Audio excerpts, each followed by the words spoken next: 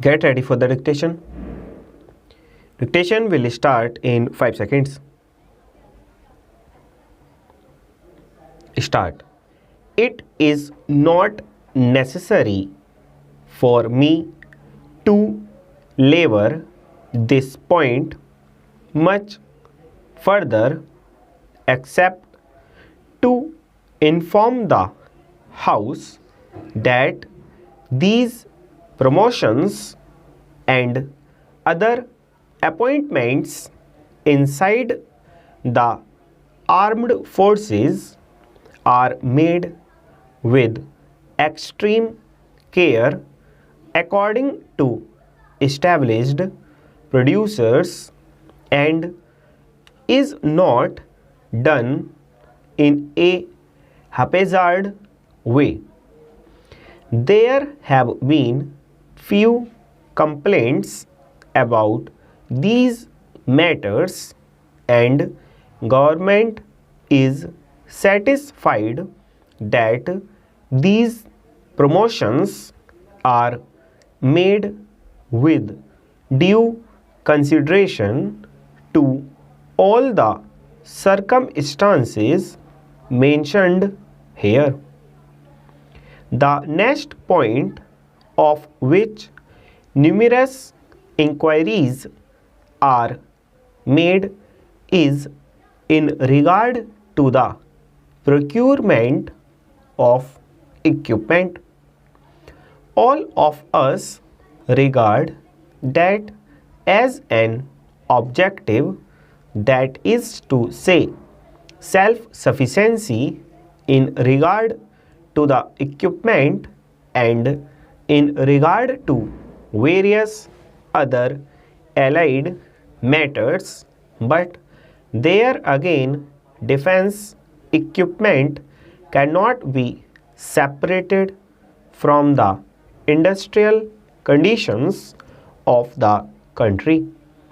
Our demand for a particular item is often so small that we cannot set up a factory for the production and make it economical.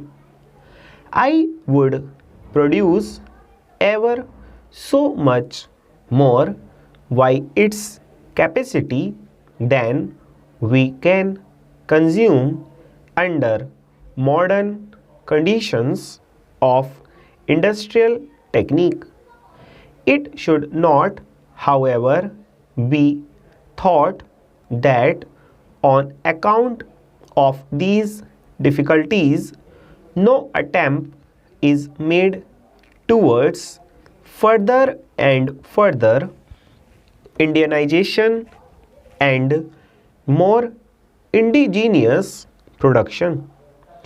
At the present moment, a committee under the chairmanship of the Deputy Defense Minister has been going intensively into this question of how far in our various ordnance factories, in factories which under civil production and in other factories connected with the defense industry and by the use of the defense personnel itself, it would be possible to make whole or parts of equipment in this country.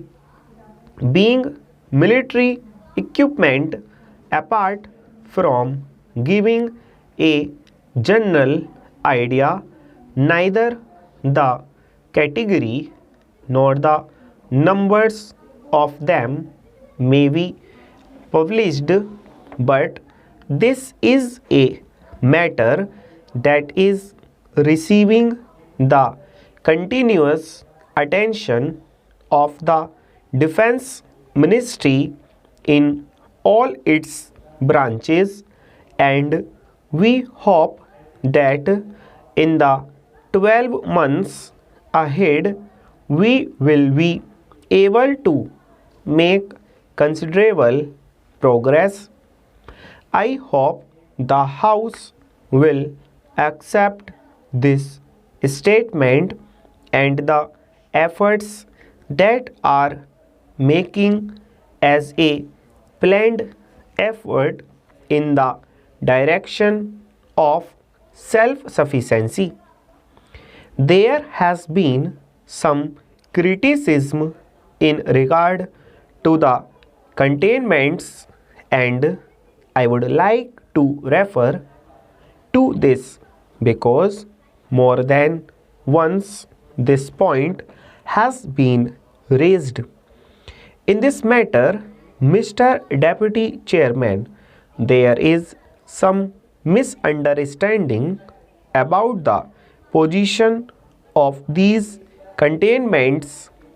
Some members appear to look upon them as a relic of British rule. In any army like ours, these cantonments are essential. They are really military estates. Originally, they were so started because the army had to keep isolated from the pupil, perhaps under the conditions which would keep them fit for the purpose. Full stop.